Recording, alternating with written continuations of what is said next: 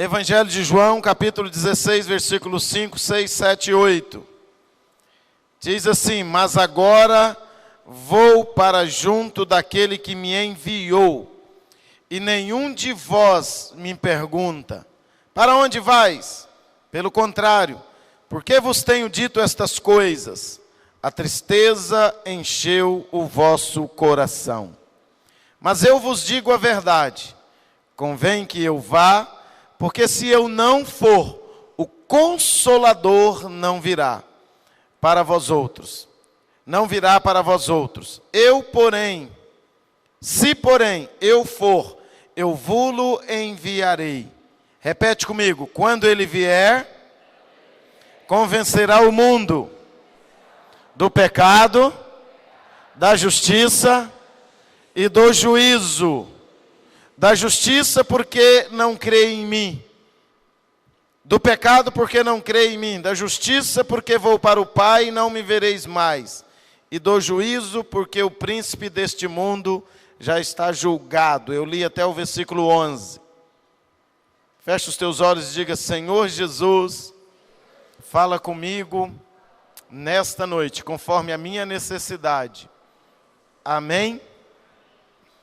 Queridos, se tem alguém que pode ser considerado um amigo, é o Espírito Santo. Se tem alguém que pode ser considerado um companheiro, é o Espírito Santo. Se tem alguém que pode ser considerado fiel, verdadeiro, consolador, é o Espírito Santo. O Espírito Santo, ele foi enviado à terra após Jesus subir aos céus com uma missão. O Espírito Santo não está aqui para ensinar você a falar em línguas, ou para te dar poder para expulsar demônios ou curar enfermos. Isso são os pormenores do trabalho do Espírito Santo. O maior trabalho do Espírito Santo, ele é revelado no texto que nós lemos no versículo 5, é convencer. Todo ser humano, quando ele encontra o senso de missão, quando ele encontra o verdadeiro significado da presença dele na terra, ele passa a ser uma pessoa mais completa e mais feliz.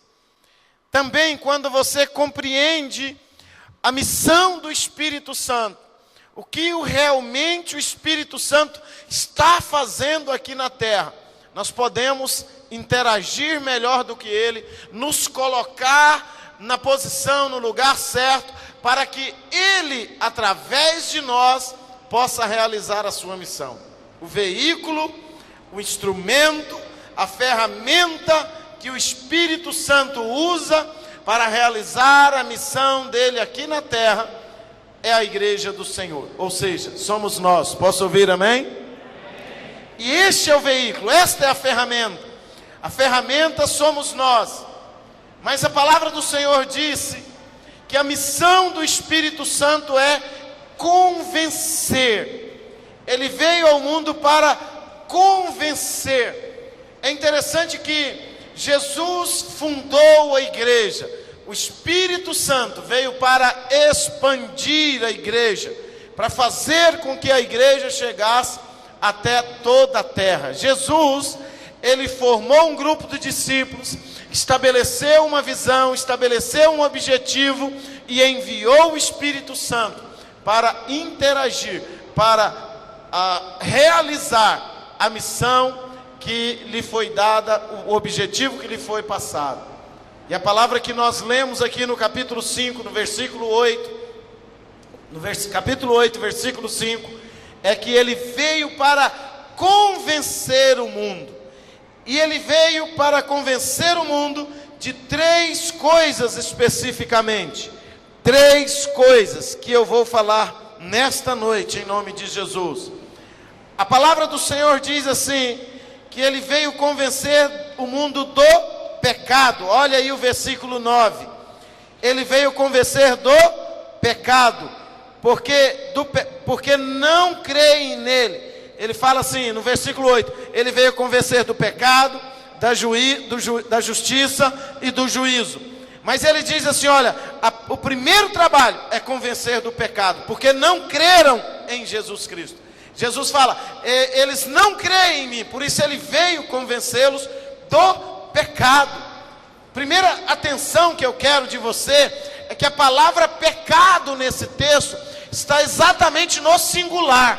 Então o Espírito Santo não veio convencer dos pecados, porque a igreja trabalha pregando, às vezes tentando convencer o mundo dos pecados. Então eu já ouvi muitas pessoas pregarem para o bêbado que beber é pecado, pregar para o adúltero que adulterar é pecado, pregar para a prostituta que prostituir é pecado, para o homossexual que homossexualismo é pecado. Mas esta não é a pregação, não é contra esse pecado, não é esse pecado que o Espírito Santo veio convencer. Porque esse pecado, eu e você já temos consciência dele. Qualquer mentiroso sabe que é mentiroso, qualquer enganador sabe que é enganador, qualquer bêbado sabe que a bebida tira o juízo, que faz mal.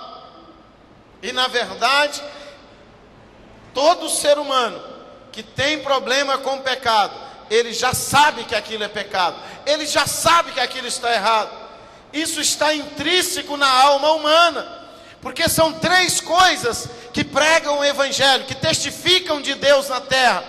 A Bíblia diz assim, que a primeira coisa que prega o Evangelho é a natureza. A Bíblia diz que os céus proclamam a glória de Deus e a natureza anuncia o seu firmamento.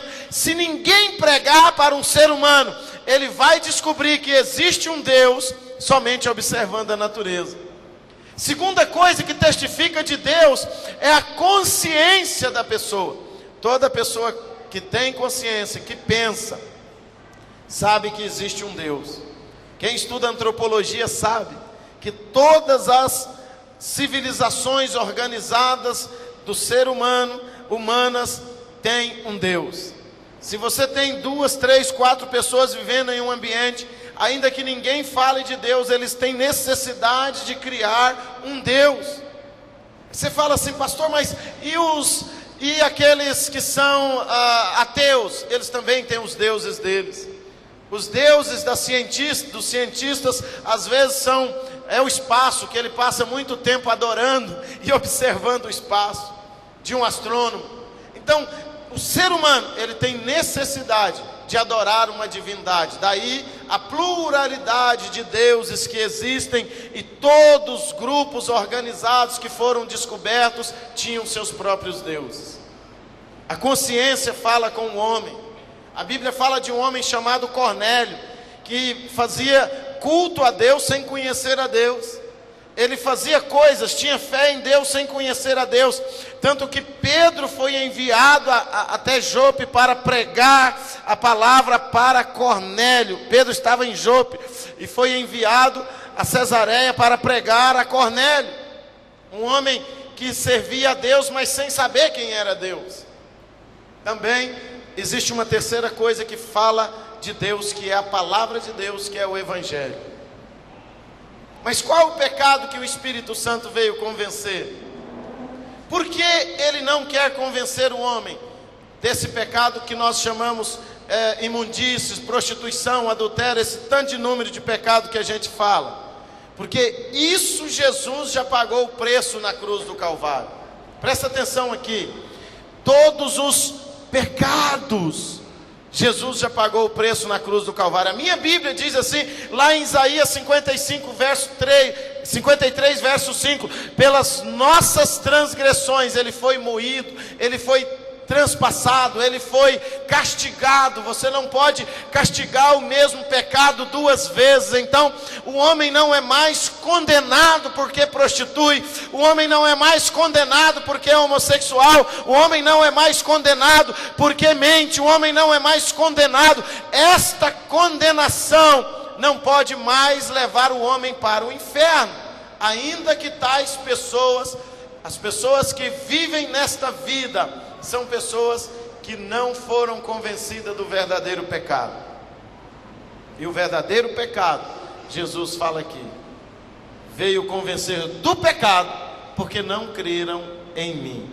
Qual é o pecado que o Espírito Santo veio convencer o homem? A incredulidade. Repete comigo, incredulidade. Porque todos os outros pecados são filhos da incredulidade. Todos os outros pecados são filhos, são descendentes da incredulidade. Só o incrédulo prostitui, só o incrédulo vive na bebedeira, só o incrédulo que acredita que não terá condenação aquilo que ele pratica. Então, Jesus Cristo, quando esteve conosco, nunca brigou com a prostituta, nunca brigou com alguém, não brigou com Zaqueu, que era ladrão, mentiroso, usurpador. Nunca. Jesus não falou: Zaqueu, presta atenção, cria vergonha na cara, você nem tem tamanho de gente, fica aí dando golpe em todo mundo. Jesus não falou isso. Jesus falou: desce daí que hoje eu vou dormir na tua casa. Jesus falou isso para ele. Provavelmente eu e você falar: eu dormi na casa desse nanico? De jeito nenhum, não vou de jeito nenhum. Mas Jesus não: eu vou dormir na tua casa.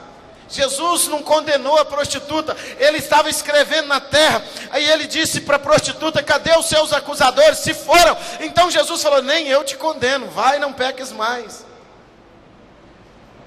Por quê? Porque a condenação é esta: que Cristo veio ao mundo, ele veio para os seus, mas os seus não receberam. O que é a condenação? Não receber Jesus como Senhor e Salvador. Esta é a condenação dos nossos dias. Este é o pecado que o Espírito Santo de Deus veio convencer as pessoas. Pastor, e na prática, no meu dia a dia, o que é que isso tem a ver? Que tem a ver que o verdadeiro cristão não prega apontando o pecado de ninguém. Sabe que eu fiquei traumatizado a primeira vez que eu entrei numa igreja de crente, né, irmãos? Meu pai estava morrendo de câncer. E crente faz muita propaganda: vem aqui, vai ser curado, liberto, fica rico, vai arranjar uma mulher bonita, um homem bonito. Igreja de crente tem propaganda demais, né? Não acontece quase nada disso, mas propaganda tem. A propaganda é a alma do negócio, né, irmão? Até que o cara descobre que não tem, já se lascou tudo. Mas o fato é que eu fui numa igreja evangélica, sentei no último banco, meu coração choroso, quebrantado. Meu pai estava moribundo, a morrer a qualquer momento. Eu ia receber a notícia que ele ia morrer de câncer. Então chega uma pessoa em um susto tremendo, põe a mão na minha perna, olha para mim, aponta o dedo no meu nariz e fala: se você não aceitar Jesus hoje, você vai para o inferno. Eu levantei daquela igreja e nunca mais voltei lá, até hoje. Porque isso, queridos, não é a pregação do Evangelho. Apontar pecado não é a pregação do Evangelho. Entrar em questões loucas do que é certo e do que é errado não é a pregação do Evangelho. Ou você acha, ou você gosta quando as pessoas chegam em você e falam assim: você é o cara sem vergonha, começa a falar dos seus pecados para você. Você gosta disso, irmão? Não gosta. Por isso o Espírito Santo veio convencer do pecado. Qual pecado? Incredulidade. Como nós podemos ser instrumentos de Deus? Como o Espírito Santo pode fazer de nós um canal para pregar para o marido, para a esposa, para o filho incrédulo, para o vizinho incrédulo? Como o Espírito Santo pode nos usar? Somente quando você anuncia Jesus como o único e suficiente Salvador daquela vida. Você não precisa dizer para a prostituta que ela é prostituta, ela já sabe. Você vai dizer: Jesus tem a solução para você, minha filha. Jesus tem a palavra de vitória para você. Jesus tem a resposta para os seus problemas. Jesus te aceita. Por que Jesus aceita assim? Por que às vezes nós temos dificuldade de ganhar pessoas? Porque pessoas pensam, tem gente que pensa que certas pessoas não podem vir para a igreja. Ora pois, irmão, se a pessoa não vier para a igreja, como ela vai crer se a fé vem pelo ouvir e ouvir a palavra do Senhor? E a minha Bíblia, não sei a Bíblia dessas outras pessoas que pregam isso, mas a minha Bíblia diz assim, que quando o Espírito Santo vem no coração do homem, ele vem e limpa, e adorna, e transforma. Posso ouvir amém, irmãos?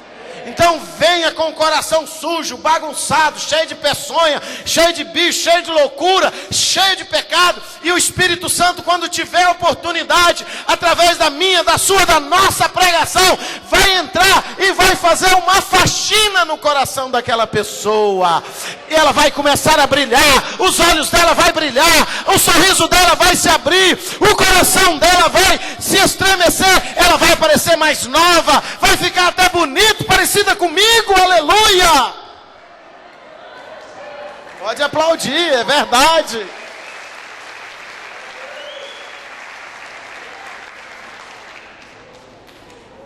Diga para a pessoa que está do seu lado: apontar erro é serviço do diabo. Nós apontamos solução. E a solução é Jesus Cristo, o Alfa e o Ômega, o primeiro e o único, verdadeiro Senhor das nações, o verdadeiro Senhor do universo, amém? Então esse que nós pregamos, Paulo fala, eu prego Jesus Cristo. O que é que você prega? Eu prego é vida eterna, eu prego é perdão de pecados, eu prego é redenção. O Evangelho, a palavra Evangelho significa boas novas. Então, quem somos nós para apontar pecado de alguém? Aliás, quando eu aponto o dedo para lá, tem 3 apontados para mim. Para cada pecado do meu irmão que eu apontar, deve ter 3 na minha vida, que eu não estou sabendo, que o orgulho está encobrindo, que as coisas religiosas estão fazendo eu pensar que sou alguma coisa melhor do que realmente eu não sou. E esse negócio de apontar pecado é coisa da própria religião. Presta atenção para você ver, inventaram uma tal de reencarnação, que se o cara pintar, bordar, fazer coisa errada aqui na terra, e aí depois ele vai nascer de novo para consertar. Então, verdade, inventaram, as religiões que inventam isso, as religiões que fazem com que as pessoas pensem que vai ter uma segunda chance. Segunda coisa que o Espírito Santo veio convencer é da justiça. Se tem algo que em todo lugar do mundo que você anda, no mundo todo, e pergunta, é se existe justiça na terra. O que é que as pessoas dizem? Não tem justiça na terra. Está faltando justiça. A justiça, ela é um anseio de todo ser humano. Bem-aventurado, Mateus capítulo 5, Sermão do Monte, bem-aventurado os que têm fome e sede de justiça. Então, ter fome e sede de justiça é intrínseco a toda pessoa séria. Toda pessoa séria e honesta tem fome e sede de justiça. Mas como então nós podemos viver a verdadeira justiça de Deus na nossa vida, pastor? A Bíblia diz assim que Jesus Cristo nos justificou na sua morte. Nós somos justificados em Cristo. O que significa isso? Assim como nós somos santificados nele, nós somos ressuscitados nele. Romanos fala, nós somos justificados nele. Assim Deus nos torna justos. E se existe um lugar aonde o ser humano pode usar para convencer o mundo que ainda existe justiça na terra, esse lugar é a igreja do Senhor, amém, irmãos? A prática da verdadeira justiça acontece dentro do contexto da igreja. Qual é o lugar que prega mais perdão de pecado? Qual é o lugar que prega mais arrependimento? Qual é o lugar que ensina mais o marido perdoar a mulher, a mulher perdoar o marido, o pai perdoar o filho e vice-versa, e um perdoar o outro? A igreja. Isso é prática de justiça de Deus. Lembra que eu preguei aqui outro dia? Deus não baseia a nossa vida pelo certo e pelo errado. Deus baseia a nossa vida por bondade e maldade. E praticar a justiça é praticar bondade. Todo ato de bondade é um ato de justiça. Todo ato de bondade baseado na fé em Jesus Cristo é um ato de justiça. Então a verdadeira justiça de Deus se manifesta através da igreja, que é descendente de Jesus. Jesus é a justiça de Deus. Todos os cristãos, todos os que seguem a Jesus, todos os que têm fé em Jesus, são justificados, são feitos justos nele e manifestam a justiça de Deus na terra. Posso ouvir um amém? Em terceiro lugar, meu tempo está acabando. A Bíblia diz que ele veio convencer o mundo do juízo. Repete comigo, do juízo. De que ele veio convencer? Do juízo. E ele fala assim: do juízo, porque o príncipe deste mundo está julgado. Capítulo 11. Ele veio convencer do juízo, porque quase todas as pessoas dizem que inferno não existe. Quantos já ouviram isso por aí? Não, esse negócio de inferno é invenção dos crentes, dos católicos. Os católicos deram até uma melhoradinha no inferno, chama de purgatório. Se você fizer algumas coisinhas, umas gracinhas, a pessoa sai do purgatório. Mas a palavra de Deus é clara que existe o inferno. Ele é um lugar, ele é real, ele é uma circunstância, ele é verdadeiro. Mas o mundo não acredita que existe inferno. A ausência das pessoas acreditarem que existe inferno faz com que o temor do Senhor se esfrie em seus corações e elas andem em toda sorte de concupiscência, de pecado, de inclinação à carne. Mas a justiça, o juízo existe. O juízo existe. E o que Jesus fala aqui? Como que nós vamos convencer o mundo que o juízo existe? Ele fala, porque o príncipe deste mundo já está julgado. Quando o mundo observa o que a igreja faz com o diabo, que o diabo já está derrotado, que o diabo já está destruído, o mundo vai dizer: se Deus já castigou o Satanás, já condenou o Satanás, é porque condenação existe. Se Deus já julgou o diabo, é porque julgamento existe. E qual é o julgamento que Deus deu para o diabo? Colocando a igreja com autoridade para pisar serpentes e escorpiões e destruir todo o poder do inimigo. Amém, igreja? E destruir todo o poder do inimigo. Às vezes eu e você não compreendemos isso, mas todas as vezes que alguém expulsa um demônio, amarra um demônio no nome de Jesus, manda um demônio embora, liberta uma pessoa, o mundo está acreditando que na igreja Satanás não tem poder. Na verdadeira igreja do Senhor, o diabo não tem poder. Eu mesmo fiquei conhecido uma época do meu ministério como Caça-Fantasma. Lembra daquele filme? Estava passando um filme Caça-Fantasma. E eu saía tanto a expulsar demônios que eu era conhecido como Caça-Fantasma lá. Nós tínhamos um grupo de 6 pessoas, nós éramos os Caça-Fantasma. Então as pessoas ligavam de longe para vir, para a gente expulsar demônios.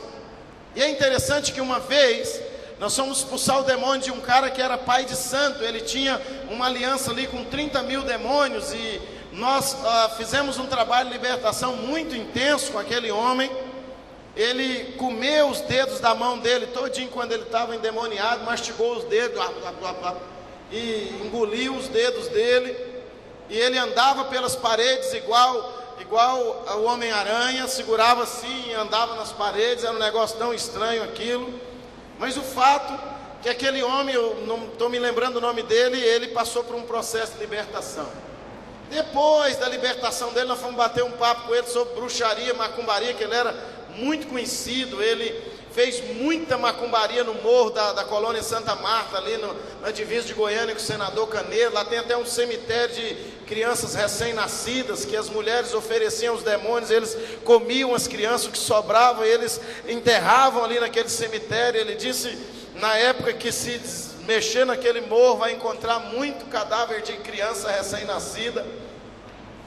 E então eu perguntei, ele chamava Itamar, lembrei. Então nós perguntamos para o Itamar, que negócio é esse de macumba, de bruxaria? Ele falava, e ele contou uma história uma vez, que a pior latada para o pai de santo é fazer macumba para crente. Porque macumba, se o pai de santo faz uma macumba para o crente, a macumba volta para ele que sofre. Você sabia que muitas vezes o pai de santo é pobre, lascado, porque ele fez macumba para crente? E macumba não pega em crente de jeito nenhum, nem passa perto de crente. Aí ele chegou um tempo que ele fazia uma entrevista, perguntava se a pessoa estava, se quem estava querendo o trabalho, o despacho, era alguém que era crente. Não, é crente, não, tem um pai de santo aqui do outro lado, não entende mais de crente, eu não mexo com isso não. Então, mas ele nunca dizia para os clientes dele que macumba não pegava em crente. Por que macumba não pega em crente? Porque o príncipe deste mundo já está julgado.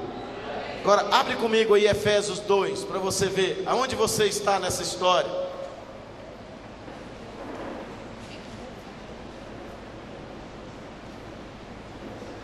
Efésios depois de Gálatas, viu gente? Antes de Coríntios.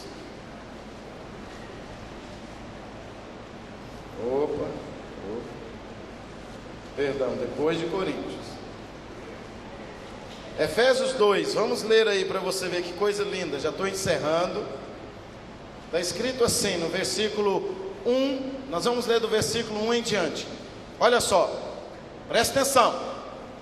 E ele vos deu vida, estando vós mortos nos vossos delitos e pecados, nos quais andastes outrora, segundo o curso desse mundo, segundo o príncipe da potestade do ar, do espírito que agora atua nos filhos da desobediência, entre os quais todos nós andamos outrora, segundo as inclinações da nossa carne, fazendo a vontade da carne e dos pensamentos, e éramos por natureza filhos da ira, como também os demais. Olha o versículo 4. Mas Deus, sendo rico em misericórdia, por causa do grande amor com que nos amou, e estando nós mortos em nossos delitos, nos deu vida juntamente com Cristo. Vida juntamente com Cristo. Pela graça sois salvos, e juntamente com Ele nos ressuscitou e nos fez assentar nos lugares celestiais em Cristo Jesus. Repete comigo: e nos fez assentar nos lugares celestiais em Cristo Jesus. Olha que coisa maravilhosa. E ele fala assim: para mostrar nos séculos vindouros a suprema riqueza da sua graça, em bondade para conosco em Cristo Jesus, porque pela graça sois salvos, mediante a fé. Isso não vem de vós, é dom de Deus, não de obras, para que ninguém se glorie, pois somos feitura dele, criados em Cristo Jesus, para boas obras, as quais Deus de antemão preparou para que andássemos nela. Poderoso esse texto, né, irmãos? Pode glorificar a Deus, faz barulho, não tem problema não. Aleluia! Presta atenção nisso aqui. E ele nos fez assentar nos lugares celestiais em Cristo Jesus. Nos lugares celestiais, posição de autoridade. Posição de autoridade. O rei Davi, o rei Davi fala, tem uma profecia que o rei Davi fala que o Filho de Deus ia colocar Satanás debaixo do estrado dos seus pés. É interessante que o próprio Jesus falou: eu vos dou autoridade para pisar, repete comigo, pisar serpentes e escorpiões. Nós pisamos naquilo que nós humilhamos.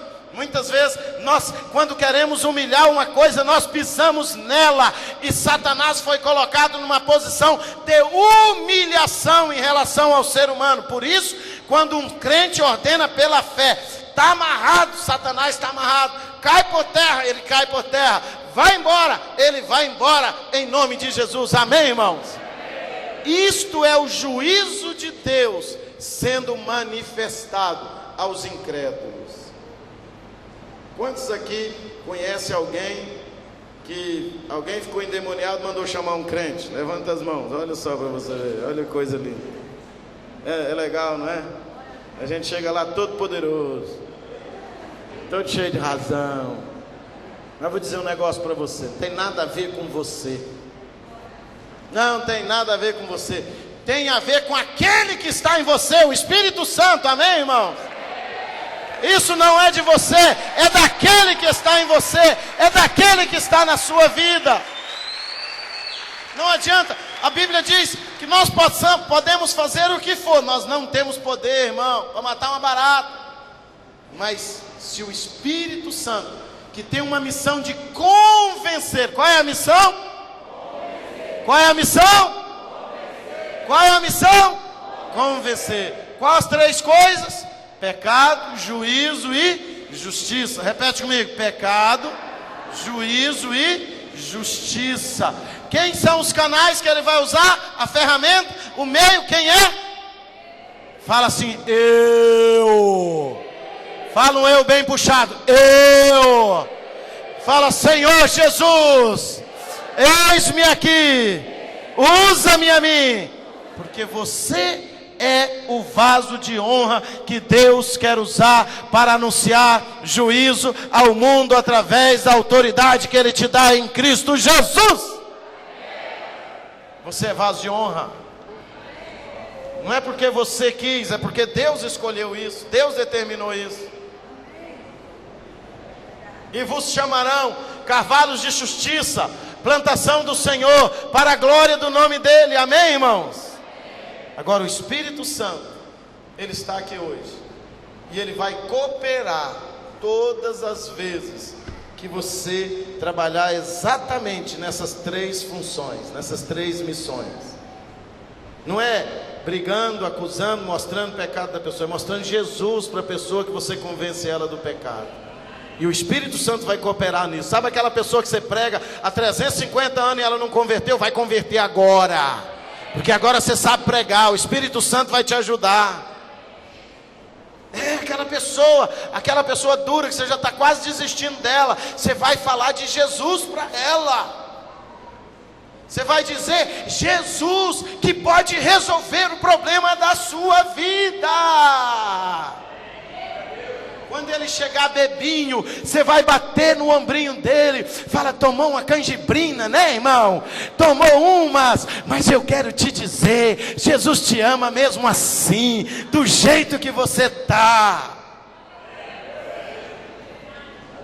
E eu creio que o Espírito de Deus vai cooperar com você nessa tarefa gloriosa, maravilhosa, poderosa, que Ele quer fazer através de mim e de você.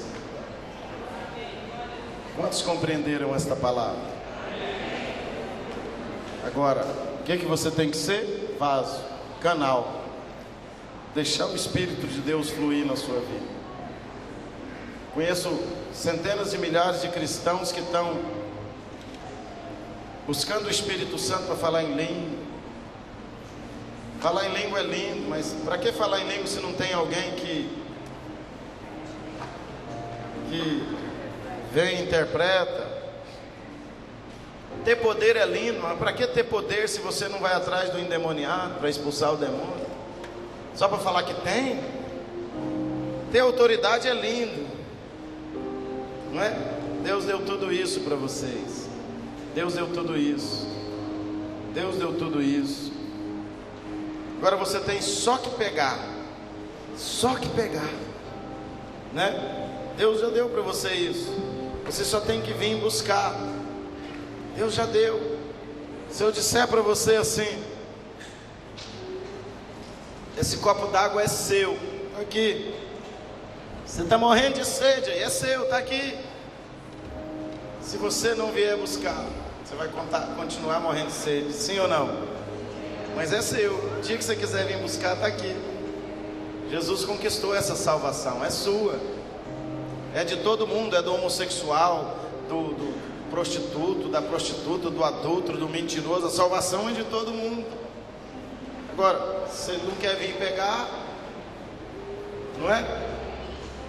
Se ele não quer vir pegar, tem um preço, que é vir pegar, tomar posse. Pela graça sois salvos. Ele deu a salvação, não cobrou nada. Veio pegar, maninho? Amém. Glória a Deus. Obrigado, maninho. Esse aí entendeu a pregação, irmão. Fica de pé, deixa eu orar com vocês. Levanta sua mão assim e fala: doce Espírito, doce Espírito. Começa a falar com ele agora. Doce Espírito do Senhor. Fala: doce Espírito do Senhor. Começa a falar para ele. Espírito Santo, Espírito Santo, Espírito Santo.